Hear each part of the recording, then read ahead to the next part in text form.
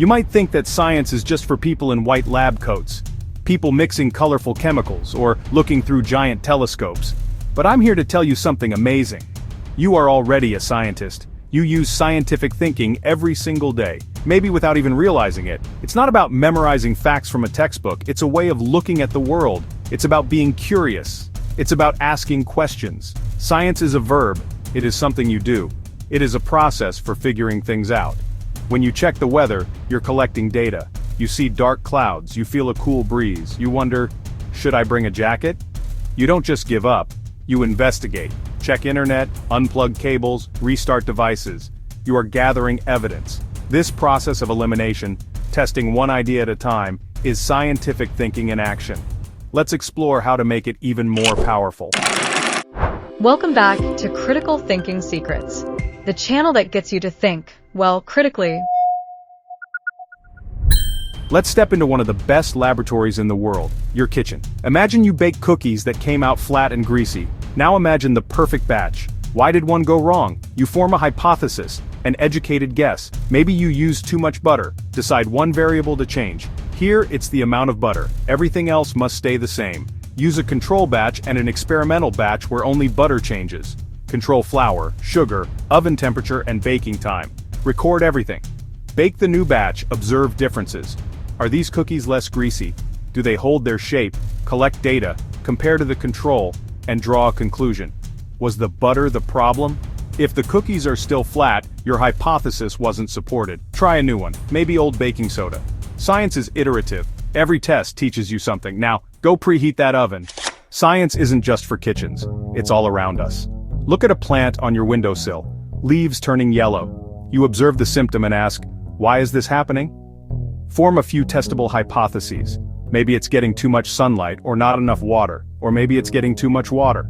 Set up a fair test. Keep light and location the same. Change only watering to isolate the variable. Observe patiently over weeks. New leaves greener? Has yellowing stopped? Patient observation matters. People say, talk to your plants. That's an assumption. A scientist asks, is that really true? Test it fairly, then compare results. Maybe it makes no difference, or maybe it does.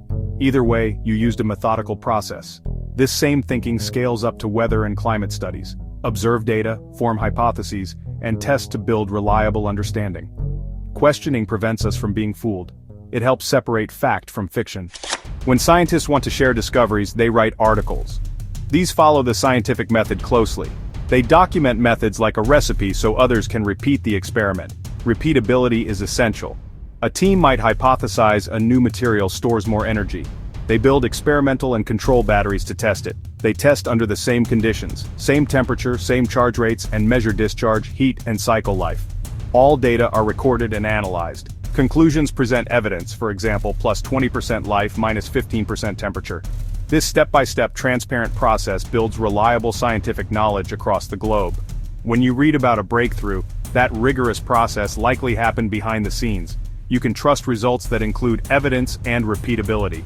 You can apply the same rigor to big decisions. Compare models, fuel economy, safety, and repair costs. Gather data and compare. Using an evidence-based approach helps you make choices you'll be happy with for years. From big labs to your living room. Scientific thinking scales and empowers everyday decisions. So what is scientific thinking really? It's a way of life, being curious, asking why, and looking for evidence. It's a toolkit for solving problems. Observe, form a hypothesis, test it, and conclude. Fix a leaky faucet, try a recipe, choose the best route, test marketing ideas and use data at work. When faced with a big problem, break it down, observe, hypothesize, experiment, conclude, iterate. Even failed tests teach you something. Science gives you permission to change your mind with new facts. This way of thinking makes you a better learner, a better problem solver, and a more informed citizen. It's the ultimate superpower for navigating your life. Stay curious, keep asking questions. The world is your laboratory, go get 'em! If you found this useful, subscribe for more practical guides on thinking like a scientist. Want to start thinking like a scientist? Become smarter and make better decisions? I thought you did. Then get the Critical Thinking Toolkit, a powerful resource packed with checklists, mental models, and practical guides to help you avoid mistakes and sharpen your reasoning skills.